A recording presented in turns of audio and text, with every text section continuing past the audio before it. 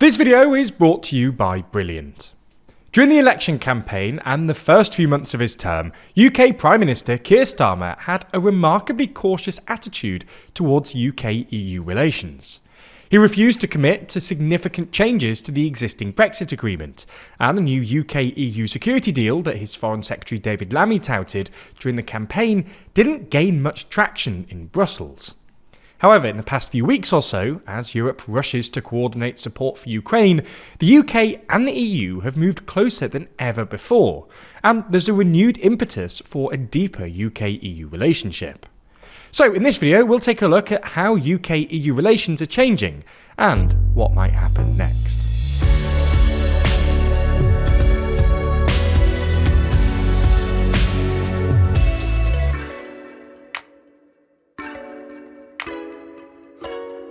If you want more UK political drama from us, then check out our podcast Starmergeddon, where we track the successes and failures of this new Labour government. Find it over on the TLDR Podcast YouTube channel or in your favourite podcast app.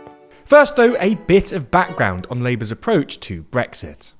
During the 2016 EU referendum campaign, Labour, alongside the Greens and the Lib Dems, campaigned to stay in the EU. However, a far higher share of Green and Lib Dem voters voted Remain, at 75% and 70% respectively, compared to the 63% of Labour voters who voted Remain. On the other side of the aisle, 58% of Conservative voters voted to leave, with almost all UKIP voters voting to leave. However, in the 5 years since the UK left the EU, while support for Brexit has remained relatively stable among Conservative voters, it's plunged among Labour and Lib Dem voters. In last month's YouGov Brexit survey, 60% of Conservative voters said the UK made the right decision to leave, a comparable figure to the 58% who voted for it, while only 11% of Lib Dem voters and 10% of Labour voters say the UK was right to leave, a third of the share who voted for it. That said, voters from all parties are more likely to think that the 5 years since Brexit have had a net negative impact than a net positive one. Even Conservative voters have a net negative view on every aspect of Brexit, apart from the UK's control over laws and the UK's response to the COVID-19 pandemic. Overall, this suggests Brits have a net negative perception of how Brexit has worked out over the past 5 years, regardless of party affiliation. Anyway, this is why there's always been a fair bit of pressure for Starmer to push for closer ties with the EU. But during the election campaign, he refused to commit to any significant changes to the UK-EU relationship, largely because he remembered how dangerous the issue had been for Labour at the 2019 election, when Boris Johnson spent the whole campaign promising to get Brexit done, and then won a stonking majority. This caution continued into the first few months of his term, presumably because Starmer was also worried about losing working-class voters in Leave voting constituencies to Reform, who were surging in the polls.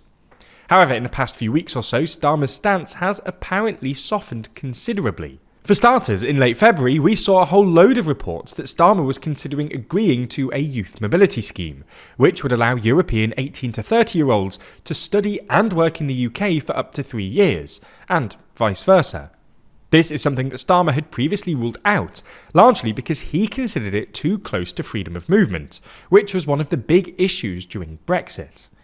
On trade, Starmer has repeatedly ruled out taking the UK back into the EU's customs union, or single market, with Home Secretary Yvette Cooper calling it a red line last month.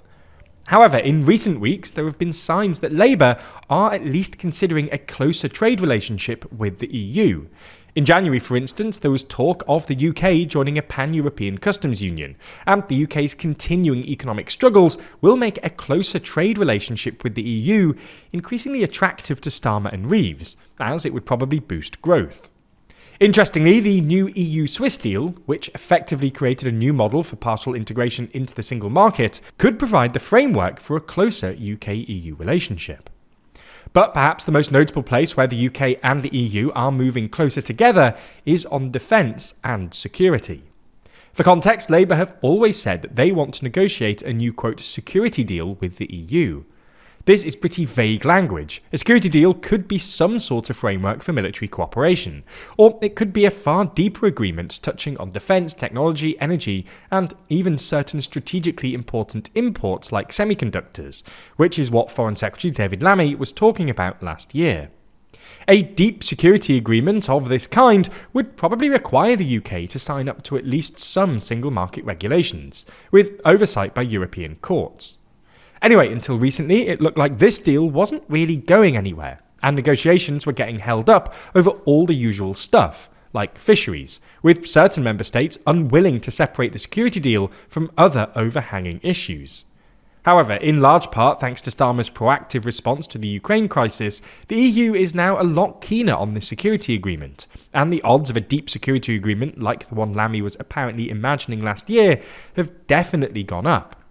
For context, the UK has always been one of the big security players in Europe, but Starmer has now announced that the UK will raise defence spending to 2.5% of GDP by 2027, and that the UK will take a leading responsibility in protecting the continent. He's also met 4 regular defence summits with EU leaders in Brussels, and led the way on creating a coalition of the willing to support Ukraine in the wake of Trump's de facto withdrawal. This has all made the EU more enthusiastic about a potential security deal with the UK, and on Monday it was reported that the European Commission is intensively trying to get all 26 states to give it a mandate to negotiate this new deal. David Lammy even suggested that the UK and the EU could set up some sort of joint borrowing effort to fund this increased defence spending, which would be pretty incredible. After all, that would imply creating at least some sort of soft fiscal union between the UK and the EU, and this idea is already pretty controversial within the EU. The one big caveat here is that so far the UK has explicitly tried to chart a middle way between the EU and the US, maintaining good relations with both sides and acting as a sort of bridge between Trump and the more Trump-skeptic Europeans. This could both scupper any prospective security deal and any deeper economic relationship. When Starmer met with Trump last month, Trump said there was a, quote, very good chance of a UK-US trade deal, which would complicate any prospective UK integration into the EU single market, especially if it required regulatory alignment. All in all, it does look like Starmer is moving towards a closer relationship with Europe, but there's undeniably a risk that, when push comes to shove, he'll have to decide between the US and the EU. At TLDR News, we're always trying to help you learn more about the world around you. Luckily for us, our sponsor this week, Brilliant, shares this same commitment, with thousands of lessons in maths, science, programming, and AI. And not only that, their interactive lessons teach you by doing, instead of just asking you to mindlessly memorize stuff. This helps you build your critical thinking skills and become a better thinker. For instance, Brilliant's newly updated maths courses help you establish a strong foundation in algebra. Then helps you build on this, teaching you how to conquer calculus, all while maintaining an emphasis on problem solving and reasoning. The thing I like best about this, though, is that their mathematical courses help you develop your mathematical intuition and fluency, skills that you can use in the real world. As we've told you before, data skills are absolutely necessary for navigating the modern world, and Brilliant is the best way to get them. To try Brilliant for free, visit brilliant.org/TLDR or scan the QR code on screen, or you can click the link in the description. You'll also get 20% off an annual premium subscription.